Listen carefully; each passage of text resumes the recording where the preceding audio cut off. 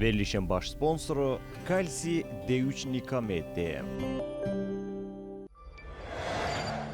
İdman həkimi, fizioterapevt Fərid Səlimovun sponsorluğu ilə Ay Həkim verilişinə baxırsınız.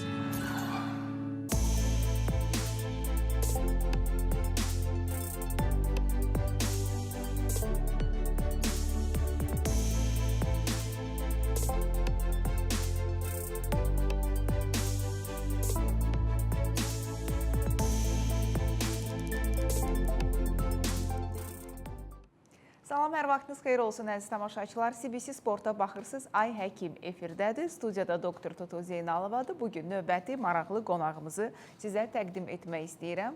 Şəkərli diabetdən əziyyət çəkənlər, insulin dirənci olanlar, gizli şəkərdən şübhələnənlər ki, bu terminləri tez-tez eşidirik biz insanlar arasında. Biraz ekrana yaxın əyləşin, çünki bugünkü mövzumuz sizə aid olacaq. Diabet, şəkərli diabet, müasir tibdə mövcud müalicə metodları, bayram günlərindəyik. Bayram günlərində şəkərli diabetli xəstələr xüsusilə nəyə diqqət yetirməlidirlər? Məlum məsələdir ki, həm Ramazan ayı, iftar süfrələrinin bolluğu, həm Novruz bayramı, şəkərbura, paxlava, badambura və digər şirniyyatların dadına baxmaq istəyən diabetli xəstələr necə edək, nə edək, hansını yeyək, dərmanlarımızı necə tənzimləyək, əgər çox yemişiksə, bütün bu sualların cavabını həkim endokrinoloq doktor Ayşən Xəlilova verəcək. Xoş gəlmişsiniz doktor, çox şadam sizi görməyimə studiyamızda. Biz daha öncə mənim digər apardığım verilişdə görüşmüşdük. Yəni illər sonra qismət oldu, bugün də sizinlə həm söhbət olacağıq. Şəkərli diabet. Sonra misal üçün xəstələr, indi insanlar bir-birinə deyirlər öz aralarında ki, məndə insulin dirənci var. O biri deyir ki, məndə filan şey var. Yox, bəlkə səndə gizli şəkərdir. Bu birisi deyir, məndə şəkərə meyillilik var. Əslində bir çoxu eyni şeydir. Bəli. Amma yenə də bir professionalın fikrini alaq ki, şəkərli diabet diaqnozu qoyulmadan öncə hansı yollardan keçir pasiyentlər? Çünki əslində biz diabet olmaya bilərik. Söhbət tip 2 diabetdən gedir. Bax, istərdim ki, bu haqda açıqlama verəsiniz bizim tamaşaçılarımıza. Çox sağ olun, öncə dəvət elədiyinizə görə. İllər sizə heç dəyişməmiş, daha da qəşəngləşmişsiniz bu arada. Təşəkkür edirəm. Şəkərli diabet aktual mövzudur və indiki həyat şəraiti, fizik aktivliyin az olması və qidaların zənginliyi deyim, bizi yavaş-yavaş diabetə doğru itələyir və demək olar ki, hər ailədə artıq bir diabetli pasiyent heç olması var. Ancaq diabetə qədər bizim çox geri qayıda biləcək məqamlarımız var ki, biz ümumi şəkildə buna prediabet deyirik, şəkərə meyillilik insanlar arasında. Ancaq biz bunun içərisində özümüz həkim olaraq acılıq, qlukoza toleransın pozulması, yeməkdən postprandial şəkərlərin pozulması, yəni hər xəstədə fərqli meyarlarımız var və bunun üçün də bəzən pasiyentlər sadə bir şəkər rəqəmini göndərirlər və xahiş edir ki, doktor, mən şəkərəm artıq və o zaman izahləməyə çalışır ki, əslində sadə şəkər rəqəmlərində önəmi var. Nə qədər vaxt sonra verilib yeməkdən, yuxu vaxtı olubmu, olmayıbmı, bütün bu kriteriyaları nəzərə alaraq şəkərlərin yoxlanması vacibdir və adətən 5.5-ə qədər biz milimol bölü litr və yaxud 100 mg faizə qədər biz normal hesab edirik. Artıq 5.5 və ondan yuxarı rəqəmlər prediabet həddinə çatır. Yəni şəkər 100-dən yuxarıdırsa artıq prediabet. Prediabetin də yəni hansı növünün olduğunu yenə əlavə müayinələr fonunda qiymətləndiririk və artıq 6.4 və üzəri qalxmağa başlayırsa, 6.9 üzəri tam diabet sayılır və 6.4 üzəri də yəni artıq diabet yüngül forma kimi hesab edə bilirik. Amma burada insulin nə qədər önəmlidir, insulini vermək? İnsulin əslində çox aktiv önərilən bir müayinə metodu deyil və çox dəqiq olmayan bir müayinədir. Çünki hər an qidamıza bağlı qlukoza istənilən ağızdan belə alınıb, yəni sorulub atılan saqqız belə tərkibində olsun, istənilən qlukoza qəbuluna reaksiya verən bir hormon olduğuna görə ona əsasən pasiyentə diaqnoz qoymaq düzgün hesab edilmir hal-hazırda və sadəcə rutin kontrolda pasiyentin günahlarını aşkarlamaq üçün, yediklərini pozduğunu aşkarlamaq üçün adətən istifadə edirik. Amma yəni insulin dirənci də prediabetə qədərki bir mərhələdir və bu mərhələdən də əlbəttə ki, siz bunu daha yaxşı bilirsiniz. Qidalanma rejimini, sağlam həyat tərzini ömür boyu keçidəriksə, fizik aktivliyi və yuxu rejiminə xüsusən diqqət edəriksə, buradan qurtulmaq olar və diabetə keçməmək olar. Əks təqdirdə təəssüf ki, ciddi fəsadlarla mübarizə aparmalı olacağıq. Yəni biz əslində insulin dirənci olanda, prediabet olanda nəfsimizə hakim ola bilsək, Bəli. şəkər xəstəsi olmaya bilərik. Bəli. Amma bugün bütün dünya artıq şəkərli diabetin əsl pandemiyanın məhz piyələnmə və diabet olduğunu deyir ki, hər il yəni bu xəstələrin sayı artır. Hər il Dünya Diabet Günündə açıqlanan rəqəmlər biraz daha çoxdur və 2 nəfərdən biri ümumiyyətlə diabet olduğundan xəbərsizdir. Nə üçün biz bu qədər qorxuluq şəkərli diabetdən? Çünki bəzi insanlar düşünür ki, adətən görürük məclisdə, sən şəkərin var, falan şəkər bura yeyirsən. Odur ki, mən dərmanım içmişəm və ya insulinimi vurmuşamsa yeyə bilərəm düşüncəsi var. Yəni bəlkə doğrudan da belədirmi? Yəni şəkər dərmanımı içmişəm və insulinimi vurmuşamsa istədiyim qədər şəkərli qidalar yeyə bilərəmmi? Yoxsa yenə də ehtiyat etmək lazımdır və nə üçün biz diabetə qarşı gözü açıq olmağa çağırırıq əhalini? İlk öncə bu çox önəmli məqamdır. Hər zaman diabet səssiz düşməndir.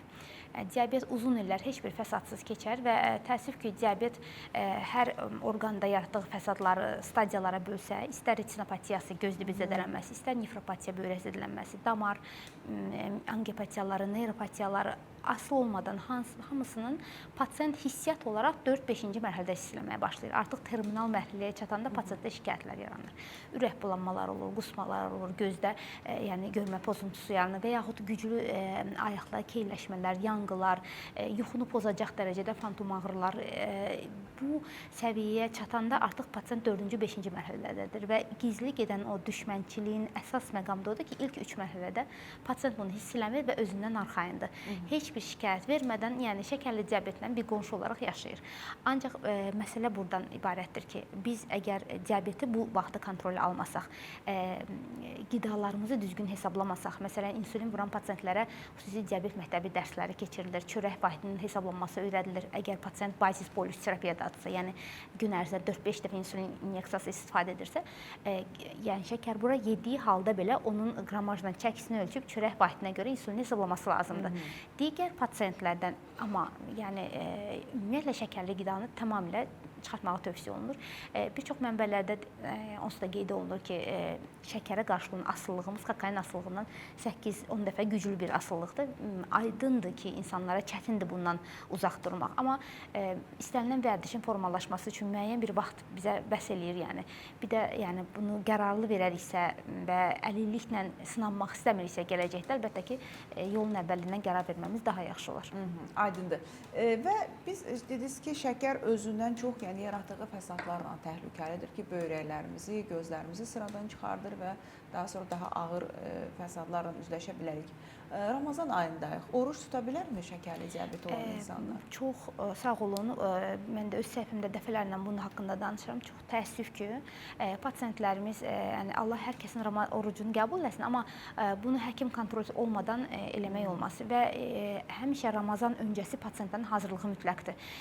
Dəyərləri necədir? Biokimyəvi dəyərləri qaydasındadırmı və pasient icazə verilirmi oruc tutmağa? Hipoglikemiya halları olursa, yəni kəskin şəkər düşmə halları olursa, biz bilirik ki, hər zaman yəni sadə universitet illərindən bizə necə öyrədilirdi? Hipoglikemiyadan qorxun və ilk olaraq huşsuz bir xəstəyə şəkəri yüksəlmiş kimi yox, düşmüş kimi yanaşın. Ondan sonra digər yardımlar. Yəni bundan irəli gələrək pasientlərə də deyirik ki, yəni bir pasient huşsuzdursa, birinci ona yemək verməniz lazımdır. Yəni ona şəkəri düşmüş kimi davranmanız lazımdır. Çünki hipoglikemiya zamanı yaranan ani fəsadlar, kəskin fəsadlarımız daha çoxdur. Məsələn, insult, infarkt kimi hallarımız hipoglikemiya hallarında olur və əgər pasient istifadə etdiyi dərmanlar mütləq Ramazan öncəsi həkimindən danışılmalıdır. Sulfonisil cövhər preparatlarıdırsa və yaxud insulin terapiyadadırsa, bunların dozaları korreksiya olunmalıdır. Daha yumşaq dərmanlara keçid edilməlidir. Əgər pasient tez-tez hipoglikemiyalara düşürsə, gün ərzində şəkər ölçmək orucu pozmaz. Şəkərləri ölçmək lazımdır, kontrol etmək lazımdır və şəkərin düşmə anını, yəni o tendensiyanı hiss elədiyimiz anda da orucu dayandırmaq lazımdır. Yəni bu anda xüsusi diqqətli olmaq lazımdır və bacardıqca da Ramazan ayı müddətində fiziki aktivliyi məhdudlaşdırmalıyıq. Çünki bildiyimiz kimi də fiziki aktivliklə də şəkər səviyyələri enir və qlukozanı əzələlər istifadə elədiyinə görə bizim işimiz olacaq ki, fiziki aktivliyi azaldaq, dərman dozalarımızı korreksiya edək və müayinələrimizi yəni aksatmayaq. Ramazandır deyib aksatmayaq, kontrollərimizdə olaq. Orucu açanda bəs iftarda diabetli xəstələrə xüsusi məsləhətləriniz olurmu? Diabetli xəstələrdə əlbəttə ki, hər zaman deyirik ki, birinci yenə şəkər ölçmədən başlamaq lazımdır. Yəni o rəqəmlər bizə orientir verəcək ki, biz daha tez sürətli sorulan karbohidratlardan istifadə edək, yaxud normal protein lifli qidalardan istifadə edək. Əgər şəkərlərimiz kontroldadırsa, normal protein lif bildiyimiz sağlam boşqabımızı düzəldəcəyik və qeyd sorulan karbohidratları rahat istifadə edə bilərik və kiçik atışdırmalıq kimi meyvə şirəsindən və yaxud da meyvədən istifadə edə bilərik. Şəkər səviyyələri aşağıdırsa, əlbəttə ki, 15 dəqiqə gipoqlikemiyada necə yardım göstərirsə, 15 dəqiqə prinsipi ilə öncə şirələrin qəbulu, 15 dəqiqədən sonra otursun yeməyini yesin və belə şəkər kontrolu nəzarət altında aparılması lazımdır. Bəs normal insanlara necə? Deyək ki, şəkərə meyillilik var sadəcə, prediabetdir və insülin dirənci var. O zaman necə? Uzun müddətlik aclıqdan sonra o yeyilən şirin xurma problemi daha da dərinləşdirmir ki? Burada da eyni diabet xəstəsi kimi gedir vəziyyət. Yəni insulin işi necə qlukoza səviyyəsinə endirməkdirsə, qanda hüceyrələrə daşımaqdırsa, insulin dirənci olan pasientdə kənardan dərman verilmədən öz insulini yüksək olduğuna görə eyni qandakı gün ərzində sahurda yediyi qidadakı şəkər sorulur və pasient eyni hipoqlikemiya halına düşə bilir. Yəni əsmə başlaya bilər, titrəmə başlaya bilər və ona görə belə pasientdə bu əlamətlər varsa və evdə də şəkər aparatımız yoxdursa, bu halda da bizim yəni xurma və yaxud da ki, şəkər qaldırmaq üçün, ani qaldırmaq üçün meyvə şirələrindən istifadə ilə başlamaq lazımdır qidaya və ondan sonra da normal yeməyimizi yeyirik. Ancaq hər şey qaydasındadırsa, aşırı biraz da insulin dirəncimizi artırmamaq üçün, insulin ifrazını sürətləndirməmək üçün xurmadan yox, daha light protein və lifli qidalardan istifadə etməmiz məsləhətdir ki, çəki verməmizə sürətlənsin. Zeytunla açıram orucumu. Sonra şorba falan yedikdən sonra, yəni daha çox proteinli qidadan sonra o xurmanı yeyirəm, daha rahat hiss edirəm. Nəinki deyək ki, xurma ilə və şəkərli qida ilə açıb da sonra yemək yeyəndə bir müddət sonra əksinə ondan sonra yuxu gəlir və halsızlıq yaranır. Bir də siz ixtisasınızdan dolayı daha yaxşı bilərsiniz. Biz çəki artırmaq istəyən pasientlərdə də hər zaman şəkərli qidaları tövsiyə eləmirik. Əksinə çəki artırmaq istəyən pasientlərimiz çox zaman deyir ki, mən nə qədər şirniyyat yerim amma kökəlmirəm. Yəni əsas şəkərli qida, xurma da glikemiya indeksi yüksək olduğuna görə iştahın qapanmasına, daha çox normal qidanı qəbul etməməsinə gətirəcək. Ona görə də elə düz vurulursunuz, yaxşı olar ki, normal sağlıqlı qidalarla başlayıb xurmanı sonraya saxlamaq. İndi Ramazan ayını qoyaq bir kənara, Novruz bayramını da qoyaq bir kənara. Ümumiyyətlə, şəkərli, diabetli xəstə həyat tərzində hansı dəyişiklikləri etməlidir? Onların gördüyü, yəni istifadə etdiyi idman növləri digərlərindən fərqli olmalıdır? Hansı idman növlərini daha çox tövsiyə edirik? CBC Sportda bu mövzuya toxunmasaq olmaz. Ümumiyyətlə, həyat tərzi, yuxu rejimi olsun, maye istehlakı olsun, necə olmalıdır? Bir diabetli xəstəyə deyək ki, sizin otağınıza gəldi, diabet diaqnozu qoydunuz. Nə tövsiyələr verirsiniz o pasientlərə? Ümumiyyətlə, Tuğ xanım, mən hər zaman deməyə, pasientlərimə də, səhifəmdə də deməyə çalışıram ki, əslində sağlam yaşamaq bahalı bir şey deyil. Yəni, pasientə deyəndə ki, sağlam yaşamalısınız, deyir ki, mən xüsusi imkanım yoxdur buna. Amma həqiqətən də buna bir şey lazım deyil. Sağlam qidalanma tərzinə əməl etdiksə, yəni bütün şəkər saxlayıcı, süni şəkər saxlayıcı qidaları xaric edəriksə, meyvələri günün birinci yarısına keçirəriksə, normal protein, lifli qidaları qəbul edəriksə, axşam yuxudan öncə 5-6 saat öncə aclıq saxlayarıqsa, yuxumuzu axşam 11-dən başlayaraq yatarıqsa ki, bu bizim normal insulin, kortizol, somatotrop hormon səviyyələrimizin bərpasına, mən çalışıram ki, loru dildə insanlara izahlayayım ki, gecə növbəsi hormonlarımızın işə çıxması üçün gündüz növbəsini yatdırmamız lazımdır. Yəni, bu növbələşməyə düzgün əməl edəriksə və fiziki aktiv olarıqsa, əslində bu dörtlük üçün xüsusi bir ödəniş eləməyə gərək yoxdur və dərmana da ehtiyac olmur. İnsanlar bu sadə dörtlüyə əməl edərlərsə, diabet də olmazlar, ağır dərman müalicəsinə də ehtiyac olmaz. Və fiziki aktivlik amma insanın yanaşı sağlıq durumlarından asılıdır. Məsələn, hər hansı bir adama siyahı şəklində vermək düzgün deyil. Əgər yanaşı pasientin oynaq problemi varsa, kardioloji problemi varsa, yəni pasientə uyğun olaraq özünün bacardığı qədər bədəni yükləməmək şərti ilə, hipoglikemik reaksiyaları artırmamaq şərti ilə yüngül, sadə gəzmək, üzgüc, üzmək, badminton, tenis, bu tip idman növlərindən daha yüngül, daha kardio tipli idman növlərini istifadə etməyi məsləhət görürük. Professional idmançıdırlarsa artıq öz tərcihlərinə və trenerlərin məsləhətinə də ehtiyac olur. Bir məsələ də var ki, bugün gündəmdədir və xüsusilə bu arıqlama iynələri gündəmə gələndən sonra bu mövzunun üstə daha çox durmağa başladılar. Sarkopeniya mövzusu. Bax, istəyirəm, ümumiyyətlə sarkopeniya nədir və diabetli xəstələrdə xüsusilə niyə diqqətli olmalıyıq ki, bu sarkopeniyaya girməsinlər?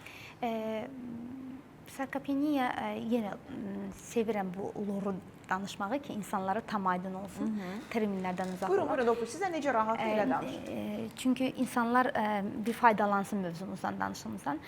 Sarkopeniya necə əzələ itkisidirsə, biz adətən, əgər fikir vermişsinizsə, çimərlikdə və yaxud bir yay vaxtı insanları bədən quruluşuna görə biz ayırd edə bilirik ki, bu diabetli pasiyentdə gedən. Normal olaraq diabetlinin bədən quruluşu, qarın iri, qollar, ayaqlar nazikləşmiş olur. Yəni, bu da əzələ itkisinin hesabına olur. Düzgün şəkər kontrolü olmayan pasiyentlərdə əzələ itkisi onsuz da olur. İndiki mövcud preparatlarda da bunun əlavə təsirləri, yəni bunlar təbii olaraq insanın arıqlama iynələri dedikdə bu semaglutid, liraglutid, bunlar bizim orqanizmdə ifraz olunan GLP-1 hormonunun analoqlarıdır. Necə insulinin analoqlarını biz istifadə ediriksə, bunlar da hormonun analoqıdır və çox təəssüf edirəm ki, apteklərdə öz başına bu dərmanlar satılır, pasiyentlər öz başına istifadə edir. Bu yol verilməsin. Çünki hər pasiyentdə onun əzələ itkisini nəzərə alaraq olarmı, olmazmı və digər yanaşı problemləri nəzərə alaraq təyin olunmalıdır. Əgər pasiyentdə əzələ itkisi fonda həkim nəzarəti ilə hiss olunursa, əlbəttə ki, qidasında bu korreksiya olmalıdır və ya dərman bir başqa növü ilə dəyişilməlidir. Və hər zaman vurğuladığım bir söz var, istənilən pasiyentdən bu iynələr sehirli çubuq deyirlər və heç cür istədiyimi eləyəcəm, amma qəşəng çəki verəcəm, belə bir şey olmayacaq. Yəni, dəfələrlə də şahidiyik gündəlik həyatımızda da, praktikamızda da ki, baxmayaraq ki, neçə qələm istifadə edilib, çəki tərpənmir və bu da insanın sağlam həyat tərzinə əməl etməməsidir. Yəni, çəki getməsi üçün istənilən halda kalori defisiti yaratmaq lazımdır. Girən enerji çıxandan daha az olmalıdır ki, çəki verəsən. Əgər sən iynələrə arxain olub, həkim verdiyi dərmana arxain olub, nə gəldi yeyəcəksənsə ki, onsuz dərman içirəm, burada nəticə olmayacaq, deyil mi? Bəli, əlbəttə. Yəni, bunu anlasalar, amma bir tərəfdən də insan dərk eləyir, amma gəlir bəzən o qədər çarəsiz oturur ki, qarşımızda ki, mən özümlə bacarmıram. Yəni, mən bunu bilirəm, başa düşürəm, oxumuşam, nə bilim, araşdırmışam, 100 dənə həkimdə olmuşam, adətən belə olur. Amma mən özümlə bacarmıram. Bax, bu özümüzlə bacarmamağın, o yeməyin qarşısında bu qədər aciz olmağımızın səbəbi nədir? Mən belə hallarda daha çox gedirəm artıq psixoloji problemlərə, psixosomatikaya, orada axtarıram məsələnin həllini. Amma yenə də, bax, özü ilə bacarmayan pasiyentlər ki var, belə həkim gəzirlər. Elə baxırsan ki, ildən ilə çəkisi də artır, 5 kilo verir, üstünə 10 kilo alır, axırda gəlir ki, mən diabet oldum, bəlkə gedim mədən kiçiltmə edim. Yəni, bütün həkim gəzən və özü ilə bacarmayan pasiyentlərə, insanlara nə tövsiyə edirsiniz? Doktor, ümumiyyətlə mən bir şey vurğulayım ki, piyələnmə, diabet multidisiplinar yanaşılacaq bir xəstəlikdir. Yəni, burada hansısa bir konkret ixtisas həkiminin pasiyenti deyil bu pasiyentlər və bu pasiyentlərlə komanda işləməlidir. Yəni, lazım gəlsə psixoterapiya üsullarından, hal-hazırda nutropsixologiya geniş yayılıb və qida davranış terapiyaları ilə, MDR metodlarından, yəni bunu psixoterapevtlər daha çox yaxşı bilər və bu metodlarda lazım gəlirsə istifadə olunması lazımdır. Qrup terapiyaları, fərdi seanslar. Çünki pasiyent nə qədər də, yəni diyet elə bir şeydir ki, ümumiyyətlə insanlar hədəqəni sevmir. Necə biz azad olmağı seviriksə, biz çərçivəni sevmiriksə və pasiyenti nə qədər çərçivəyə salaraqsa, nə qədər olmazlar deyərsə, pasiyent bir o qədər onu çıxmağa və pozmağa meyilli olacaq və bu anda düşünürəm ki, hər birimiz komanda şəklində işləsək, məsələn, mən pasiyentimə diyet istifadə eləmirəm. Bunu bir yönləndirəm diyetoloqa, o endokrin problemlərini mən, bir psixoloji problemlərini psixoterapiya, psixiatr həll eləyərsə, düşünürəm ki, bu daha həm pasiyentlərə effektiv olar, həm də son nəticəmiz yaxşı olar, yəni. Məncə də multidisipliner yanaşma olsa daha məqsədə uyğun olar, amma Təəssüf ki, həm insanlar doğru ünvana müraciət etmirlər bəzən, həm də gəlin etiraf edək ki, bəzi həkimlər də pasiyenti əlimdən çıxar deyə digər tərəflərə yönəltməyənlər də var. Təəssüf ki, bütün hər şeyi mən müalicə edim. Amma hər kəs öz ixtisasına uyğun tövsiyələr versə, müalicə yazsa, məncə həm müştərilər, pasiyentlər məmnun qalacaq, həmçinin də həkimin də işinin keyfiyyəti daha yüksək olacaq. Yüksək keyfiyyətdən danışmışkən biz keçəcəyik indi bizim yüksək keyfiyyətli reklamlarımıza, amma öncə istəyirəm bizim sponsorumuza təşəkkürümü bildirim. Verilişimizin baş sponsoru Ştada şirkətidir. Kalsium döyüş nikamet, portağal və limon dadlı çeynəmə tabletlərini sizə təqdim edir. Kalsium və D vitamini defisitinin profilaktikası məqsədi ilə həmçinin kalsium və D vitamini defisiti riski olan pasientlərdə osteoporozun müalicəsi zamanı əlavə terapiya qismində kalsium və D vitamininin qəbulu üçün nəzərdə tutulub. Kalsium döyüş nikamet 25 ildən artıq mövcuddur və sınanmış preparatdır. Hamilələr və 3 yaşından yuxarı uşaqlar da istifadə edə bilər. Təşəkkür edirik baş sponsorumuz Ştada şirkətinə. Növbəti sponsorumuz isə Böyük Britaniya təhsilli idman həkimi Fərid Səlimovdur. Fərid Səlimov müasir fizioterapevtik yanaşma ilə sizin xidmətinizdədir. Diz, onurğa, çiyin, əzələ ağrılarından artıq daha tez və müasir idman yanaşması ilə müalicə oluna bilərsiniz. 055 318 83 94 nömrəsinə zəng etməyiniz kifayətdir. Reklamlara baxaq, daha sonra söhbətimizi davam etdirəcəyik.